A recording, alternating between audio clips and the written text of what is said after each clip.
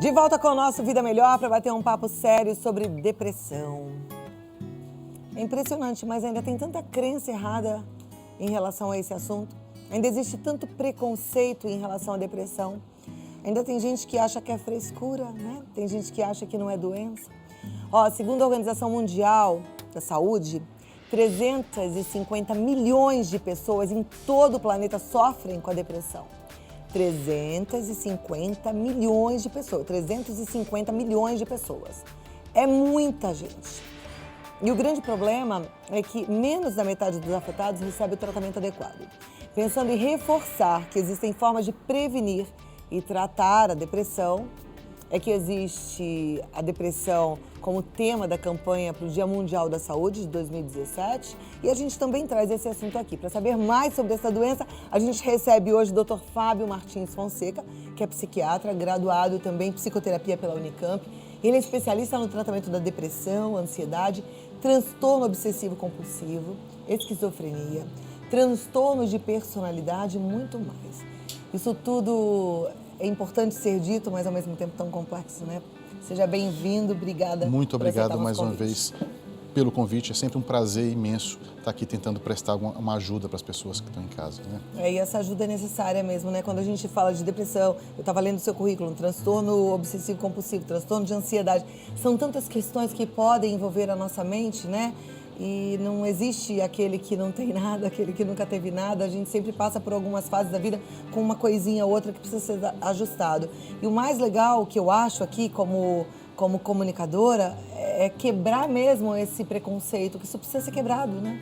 Com certeza, Cláudia. Você falou de crenças e as crenças disfuncionais ou as crenças que não são muito válidas ou são irracionais, elas estão tanto dentro da causa, de um dos fatores que causam a depressão, porque a depressão é multifatorial, não tem uma única causa, mas essas crenças, sem dúvida alguma, do ponto de vista psicológico, fazem com que as pessoas acreditem que têm uma visão muito negativa de si mesmas, do mundo e do futuro, e tem outras crenças, que são as crenças sociais a respeito da depressão, que é o preconceito, o estigma, que também ajudam a alimentar a depressão. E é sempre um prazer poder estar aqui para tentar quebrar um pouco isso, desmistificar um pouco e mudar um pouquinho a cabeça das pessoas que estão em casa. Olha, a nossa equipe foi inclusive conhecer uma história de perto para poder quebrar o gelo, porque eu também quero que você compartilhe a sua história e aí o doutor vai dando para a gente também um retorno em relação a elas. Então a gente foi conhecer a história da Maria Isabel e do Gabriel, é mãe e filho, tá? E ambos têm depressão. E eles vão contar como descobriram a doença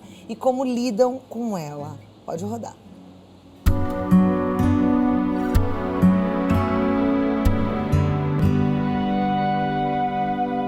Aos 10 meses eu tive paralisia infantil. Naquela época não existia bullying, era a pessoa, tá gozando, sabe aquela história de você andar na rua, porque a gente andava de uma maneira diferente. E criança apontando, mãe puxando a criança para não andar perto da gente. Então esse tipo de coisa acho que foi, mesmo eu não tendo consciência na infância, eu acho que isso já foi me levando a um quadro de depressão. Mas a depressão mesmo foi diagnosticada em 2009. As coisas que você gostava, você passa a não gostar. As coisas que você tinha prazer em fazer parece que ficam diferentes. Você não consegue mais enxergar o mundo como o mundo é. O mundo é colorido.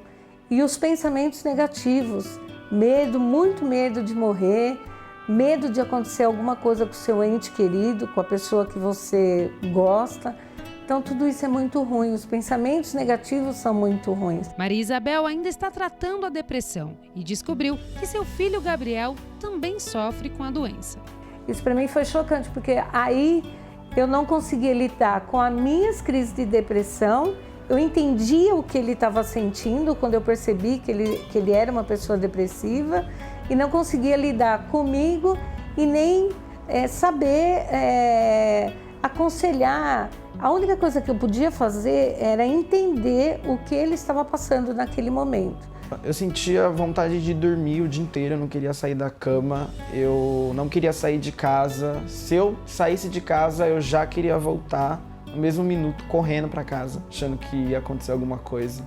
Na minha família eu tive o apoio de realmente ir procurar ajuda, de querer me diagnosticar, de saber o que eu tenho, mas eu sei que muitos jovens e muitas pessoas que estão passando por isso não têm esse mesmo apoio. Quando a gente acha que a gente está legal e que a gente não tem mais depressão, aí vem aquela cosquinha na gente de não querer mais tomar o remédio. E eu já entendi, eu já estou na fase que eu entendi que isso não é possível, que eu não posso deixar de tomar a minha medicação. Quero conseguir viver com os problemas que aparecem na minha frente, saber lidar com eles. Mas a lição que fica é que você não pode se deixar abatê-la, você não pode ficar achando que... Você não pode aceitar aquilo, sabe? Aquele quadro, aquele momento. Você não pode deixar aquilo acontecer e ficar quieto.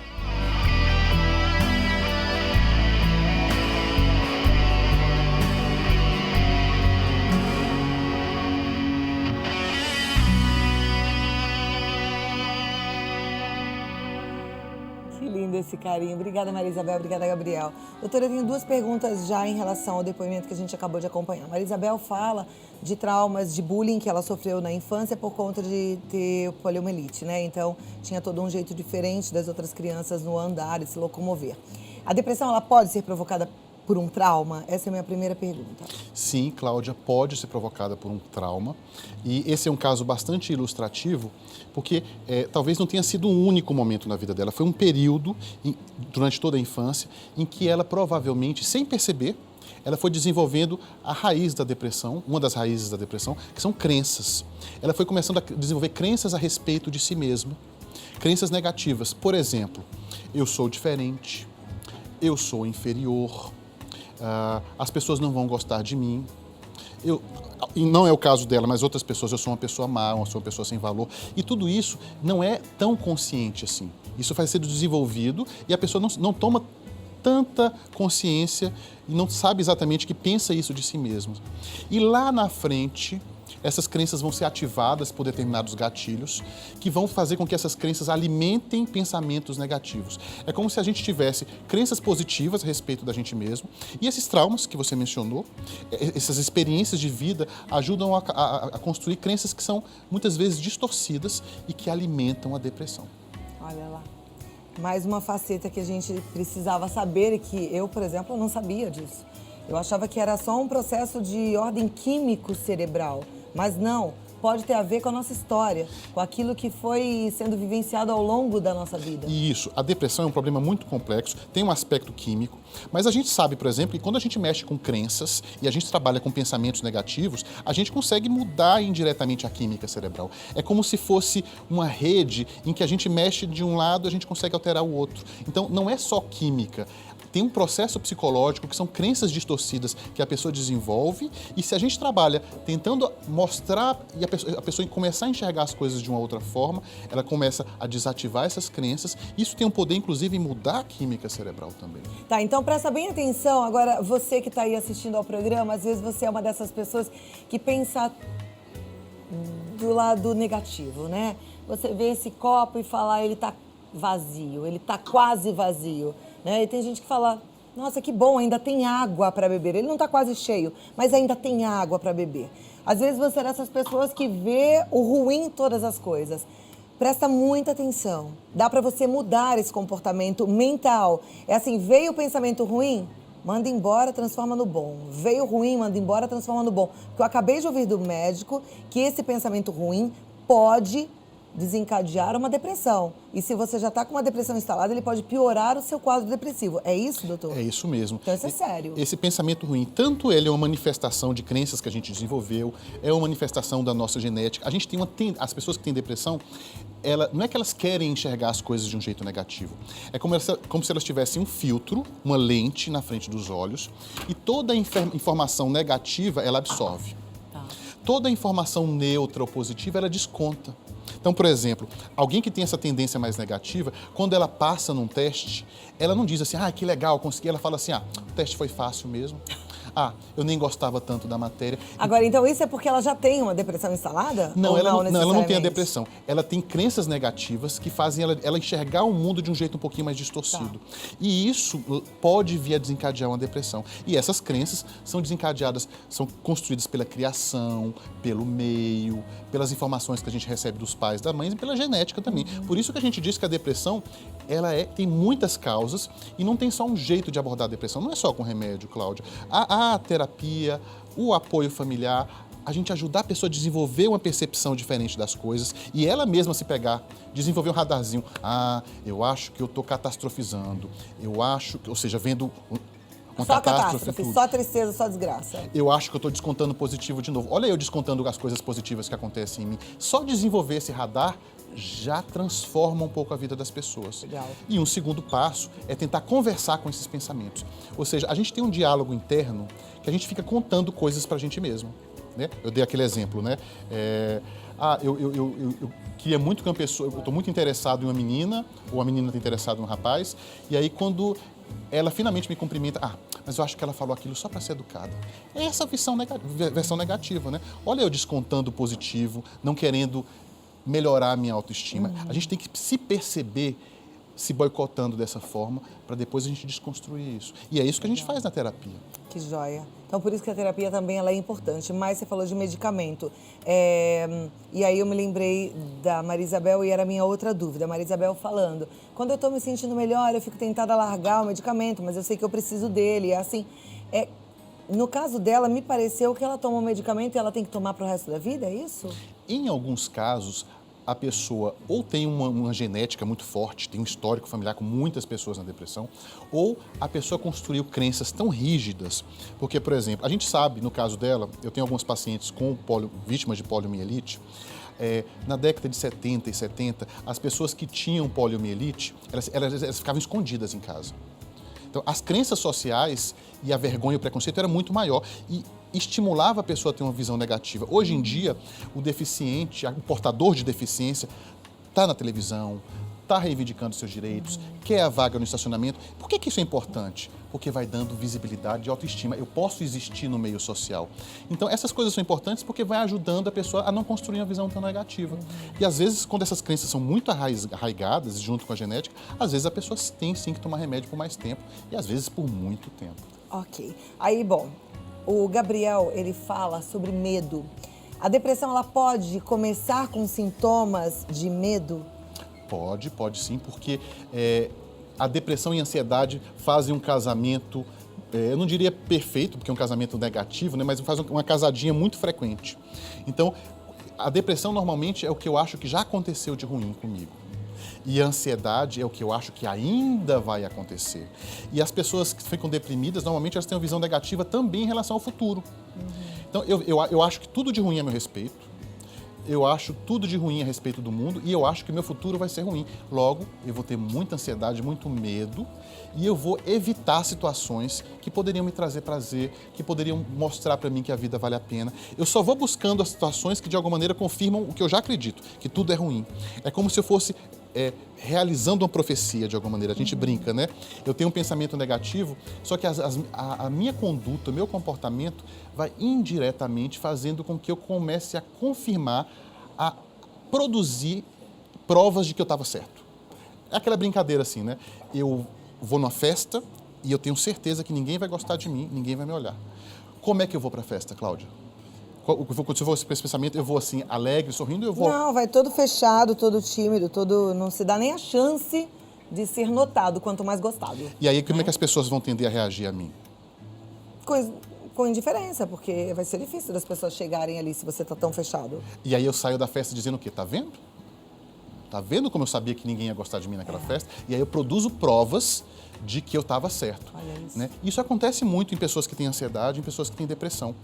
Como elas focam muito no negativo, é como se as coisas negativas fossem se acumulando na vida delas e elas ficam dizendo pro tempo todo que elas estavam certas, que era aquilo mesmo, e elas ficam provando para os outros que as coisas negativas realmente acontecem. Aí a maior pena de tudo isso é que a vida passa e passa rápido e tem gente que continua jogando a vida fora. Isso é triste, né? Uma coisa legal de quem tem esses sintomas, de quem está se identificando, é você não reter culpa nenhuma, porque você não tem culpa nenhuma.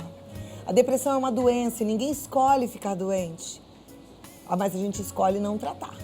Então, se agora você está ouvindo e você fala, nossa, eu estou me identificando. Muitas vezes a gente é teimoso em dar o braço a torcer, às vezes a sua mãe falou, o seu pai falou, a sua esposa, o seu esposo, e você não quer dar o braço a torcer, né? Porque é teimoso, fala, não tenho, não vou tratar, não preciso. E a vida passa, e você perde a chance de ser feliz. É importante você prestar atenção nisso e buscar ajuda sim, buscar tratamento. Agora, como quem tem depressão não escolheu, não é uma escolha, por isso não existe culpa, quem está convivendo ou convive, ou vai conviver com uma pessoa que está num processo de tratamento ou tem a depressão instalada, é importante que essa pessoa entenda o que é a doença e também colabore. A gente ouviu o Reginaldo, que é marido da Maria Isabel e pai do Gabriel. Ele convive diariamente com eles e contou pra gente como é que ele encara toda a situação. A gente vai compartilhar agora com quem está em casa. Pode rodar.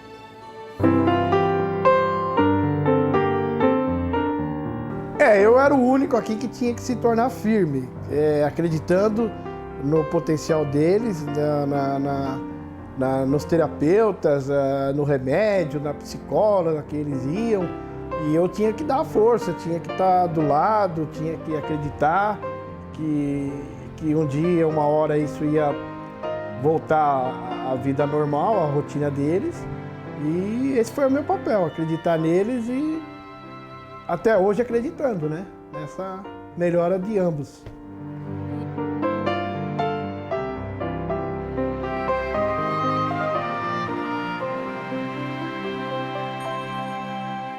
Lindo, né? É isso aí, não desistir da família nunca, não desistir de quem você ama, né? Tá junto, caminhar junto. A nossa telespectadora Josi, ela é do Ceará, ela diz assim, eu tomei antidepressivo Amitril durante 15 anos. Comecei com 25 miligramas, o psiquiatra fez o desmame por conta do tremor na mão. Até 2015 eu tomava 75 miligramas por noite e eu dormia bem. A insônia que eu tenho agora é porque deixei de tomar o Amitril?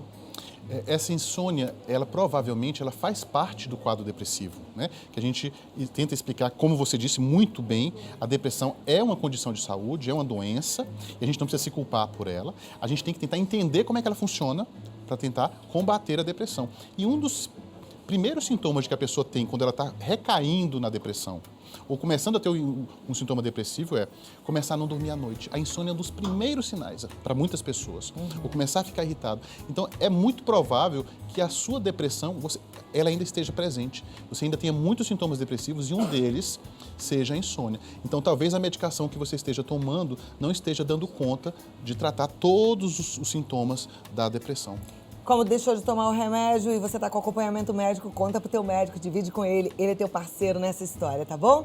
A Maria, ela é de Cascavel, no Paraná, a pergunta dela é ótima e serve para todos. Atenção! Quem não sabe se tem depressão, acha que tem, mas não tem certeza.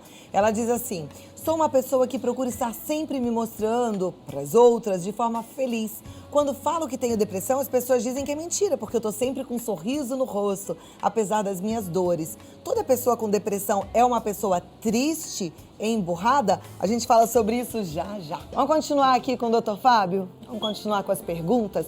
Eu deixei uma pergunta no ar, né? Ou eu fiz a pergunta? Você me perguntou se toda pessoa que tem depressão, necessariamente, ela vai ser mais triste, ou mais ranzinza, ou mais carrancuda. A maioria das pessoas, elas vão acabar demonstrando as emoções, vão demonstrar a tristeza, a falta de energia, mas tem algumas pessoas que conseguem esconder muito bem, né? Que conseguem, usar um termo que talvez um pouquinho mais pesado, né? Consegue dissimular um pouco, né? Consegue esconder as suas próprias emoções, o que pode ser útil em algumas situações, mas se feito em excesso, em demasia, também não é legal, Cláudio. Sabe por quê? Claro que não é bacana a gente se queixar o tempo todo, mas é bom a gente poder expressar nossas emoções. Olha, estou muito contente de estar aqui, é um prazer compartilhar esse momento com você. Não estou vivendo um momento tão bom assim, estou vivendo um momento um pouco difícil, tem algumas coisas difíceis, estou fazendo um tratamento. É importante, às vezes, com pessoas que a gente gosta, a gente se abrir um pouquinho. A gente tem que ter pelo menos uma, duas, três pessoas de confiança, né? Onde a gente pode ser a gente mesmo. E a gente pensar sempre no caminho do meio. né? Claro, se a gente ficar se queixando o tempo todo, reclamando o tempo todo, isso afasta as pessoas, mas se por um outro lado eu esconder o tempo todo o que está acontecendo comigo, as pessoas não vão me compreender. E as pessoas precisam saber o que está acontecendo comigo. Eu tenho um diabetes. Para algumas pessoas eu posso não querer dizer que eu tenho um diabetes, mas algumas pessoas vão me ver usando a insulina e vou precisar contar. Mas aí a pergunta dela, Maria de Cascavel, é assim, uma pessoa que tem depressão, ela está sempre triste, emburrada? Normalmente, a tristeza, ela tá ligada à depressão e sempre ou não? A pessoa pode ter depressão com outros sintomas? Pode ter depressão até sem tristeza. Pode ter depressão sem tristeza? Pode ter depressão sem tristeza. Pode ter depressão com irritabilidade? Com irritabilidade. Com insônia? Com dores pelo corpo. Com dores, as dores pelo corpo que são, até tem umas chamadas fibromialgia, que estão ligadas à depressão, não é? Então, se a gente for procurar, a gente às vezes, na maioria das vezes, acaba achando o sentimento de tristeza, a visão negativa, mas é que a pessoa muitas vezes está mais focada em outras coisas, ela acaba não percebendo muito. Mas, de uma maneira geral, a tristeza é um sintoma central da depressão, mas tem muitas pessoas que isso não aparece muito, fica camuflado. Ok. A nossa telespectadora lá do 98 DDD, acho que é Rondônia, talvez, ela diz, tomo Velígia, estou ganhando peso, o antidepressivo engorda? Então, alguns antidepressivos podem sim provocar ganho de peso. A maioria, né? Nem todos, Cláudia. Tem muitos antidepressivos que não provocam ganho de peso, não é? O que infelizmente acontece é que tem algumas medicações que elas são muito mais caras, né? E as pessoas não têm acesso. E os medicamentos antigos, eles são bem potentes, bem eficazes para a depressão, mas tem muito efeito colateral, principalmente o ganho de peso. Mas a gente tem algumas medicações mais modernas que podem provocar ganho de peso. Agora, a gente às vezes tem que parar para pensar assim, não é comecei a ganhar peso, vou parar de tomar um antidepressivo. Você precisa conversar com o seu psiquiatra, tentar fazer o tratamento associado com atividade física, né, associado com maior sociabilização e ver se dá para contrabalançar. Às vezes é um ganho de peso de 1 ou 2 quilos, então a gente não pode ter esse pensamento tudo ou nada, né? É muito difícil a gente fazer um tratamento sem nenhum efeito colateral, isso é verdade. Ok. A nossa telespectadora é do Maranhão, obrigada por ter falado aqui, viu? A pergunta agora é, depressão é hereditária? Sim, muitos casos de depressão são hereditários, você percebe que tem uma tendência familiar, a mãe tinha depressão, o tio tinha depressão, a avó tinha depressão, mas a gente sabe que mesmo pessoas que não têm tendência familiar podem desenvolver essas crenças que a gente falou na infância, isso pode precipitar a depressão, passar por trauma, passar por abuso, ou mesmo pessoas que tiveram uma infância muito feliz, dependendo da circunstância de vida na vida adulta, do impacto de algum trauma ou da perda de um ente querido, isso pode desencadear a depressão. A gente costuma dizer o seguinte, quanto maior a vulnerabilidade, maior a genética, menor o estresse ou o trauma para desencadear a depressão. Quanto menor a vulnerabilidade, maior o trauma, maior precisa ser o trauma ou precisa ser o gatilho para desencadear a depressão, mas dá para acontecer depressão em mesmo quem não tem histórico familiar. A Maria Exira, ela é de Timbaúba, no Pernambuco. Ela quer saber se quem teve depressão pode voltar a ter. Ela diz, tive por causa dos aperreios, graças a Deus fiquei boa sem medicamentos, quem me curou foi Deus, os medicamentos me ofenderam, mas eu quero saber se eu posso voltar a ter. Ela diz que dorme bem. Olha, sim, você é uma pessoa que teria mais chance de ter um novo episódio depressivo do que quem nunca teve, né? Mas, assim, 50% das pessoas que têm a depressão pela primeira vez, 50% não vão ter mais. É um único episódio isolado. Os outros 50% podem ter episódios recorrentes, podem ter depressões mais crônicas. E, às vezes, Cláudia, você pode ter episódio de depressão afastado por muitos anos. Às vezes a gente atende no consultório, olha, eu tive um episódio de depressão na adolescência e aí de repente eu estou agora nos meus 50, 60 anos, os meus filhos estão saindo de casa e eu volto a ter depressão. Sim, a gente falou de síndrome do ninho vazio no Dia Internacional da Mulher e a gente ouviu essa informação de que nessa fase, os filhos indo embora, a depressão pode ver ali uma oportunidade de se instalar, né? Então é bom a gente ficar atento. A pergunta agora vem da Cida, de Carbonita, Minas Gerais. Ela diz, quero fazer uma pergunta para o doutor. Eu não me deprimo, mas não gosto de ir a lugar nenhum. Isso pode ser um começo de depressão em mim? Olha, Carbonita, é isso? O nome dela é Cida, de Carbonita. Cida, olha só, isoladamente isso não é um sintoma de depressão. Se a gente começar a pesquisar e achar mais coisas, a gente poderia até parar para pensar se você tem depressão ou não. Mas, de qualquer maneira, é um fator de risco, é um comportamento que pode deixar você mais vulnerável para a depressão. Porque a gente pensa que o contrário de depressão é alegria. Não, o contrário de depressão é atividade e sociabilidade. Então, pessoas que se isolam muito têm mais chance de desenvolver depressão. Ok. Olha, a pergunta de uma telespectadora do Rio, ela diz: meu filho tem uns incômodos na barriga e quando ele vai comer, ele não consegue. Depois começa a chorar e fica muito deprimido. O que ela tem que fazer? Qual será a idade do filho dela? Então, eu fiquei na dúvida também. Mas, de qualquer forma, se ele tem esses incômodos, não consegue comer e depois se sente deprimido, acho que tem que procurar um médico. Primeiro, talvez um clínico geral, para saber o que pode ser. Um clínico geral ou um bom pediatra. Mas é um fator bastante preocupante e se você não, a alimentação é uma coisa fundamental na nossa vida. Você já parou para pensar, Cláudia? Se toda vez que eu vou me alimentar, eu tenho um sofrimento como esse, eu estou passando dia após dia por um estresse que é bem provável que isso desencadeie um episódio depressivo cedo ou tarde. Então precisa procurar um médico, procurar ajuda, ver o que está acontecendo mesmo. A nossa telespectadora diz: eu sou de Palotina, no Paraná, meu nome é Ivone, tenho muita ansiedade quando eu estou sozinha, vem muitos pensamentos ruins. O que a gente pode fazer com os pensamentos ruins quando eles invadem a nossa mente? A gente precisa começar Tem duas estratégias. Quando a pessoa já está deprimida, não adianta conversar muito com pensamento negativo. A gente tem que simplesmente tentar tirar eles da cabeça e focar em outra coisa. Porque quanto mais a gente tenta conversar com esses pensamentos, mais eles engolem a gente. Eles são o que a gente chama de ruminação depressiva. Isso para quem já está deprimido. Mas para as pessoas que têm uma tendência a pensar negativo, parar para desafiar esses pensamentos. Quais são as evidências de que esses pensamentos são verdade, que é verdade? E o que pode me dizer que esse pensamento não é verdade? O que eu não estou enxergando na minha vida? Qual é a lente que eu estou colocando na frente dos meus olhos? Fazer essas perguntas e se desafiar nos pensamentos pode ser uma estratégia muito interessante para não deixar esses pensamentos tomarem conta e virarem um episódio depressivo. Gostei desse jeito que você falou agora, porque, olha, fica claro que depressão, ela não é coisa de fracote, não, é coisa de valente. Você olhar para esses pensamentos e falar: peraí, o que você está querendo me dizer com isso? Encare com valentia, porque você é capaz, tá bom? Cláudia, se você me permite, uma das coisas que eu digo para os meus pacientes, né? Olha, quando você começou a encarar isso de frente, o fato de você ter vindo aqui, o fato de você buscar ajuda é um ato de coragem. Isso diz muito de você.